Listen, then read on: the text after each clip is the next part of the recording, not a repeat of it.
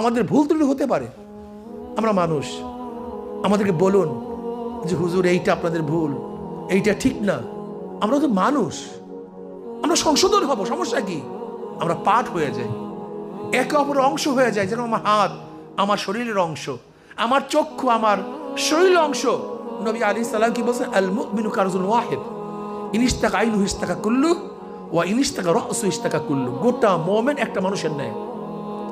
যেমন আমার চোখের মধ্যে দরদ লাগলে আমার গোটা শরীর অসুস্থ হয়ে যায়, আমার মাথায় দরদ হলে গোটা শরীরটাই দুর্বল হয়ে যায়, অসুস্থ হয়ে যায়।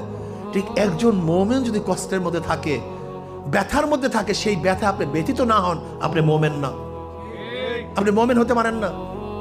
আসুন না, আমরা একই সাথে দুনিয়াতেও থাকবো, একই সাথে কিয়ামতের ময়দানে উঠবো। রাজি আছেন? আলহামদুলিল্লাহ। একই সাথে জান্নাতে চলে যাবেন ইনশাআল্লাহ। যারা 1 সবক 3 সবক নেওয়ার পরেও আমল আকলা ঠিক করতে পারবা না, তুমি চরমনাইতে আসবা না, আসার দরকার নাই, এখানে তোমার জায়গা না। এটা মুরিদ হওয়ার কোনো জায়গা না। এই যে অনেকেই মনে করে যে এরা তো শক্ত শক্ত কথা বলে কেন, মুখে ছুইটা যাবে, ও মুখে রাগ করবে। আসলে আমাদের টেনশনই তো নাই, কিটা রাগ করবে, ছুইটা যাবে। এটা ব্যবসার জায়গা না, ব্যবসা বাণিজ্য করি তো, এমনি আমাদের প্রত্যেকের ব্যবসা বাণিজ্য আছে, এটা ব্যবসার জায়গা না, এটা হলো আখিরাতের ব্যবসার জায়গা। সত্য কথা বলবো, হক কথা বলবো, কে থাকবেন কে থাকবেন এর দেখার বিষয় না,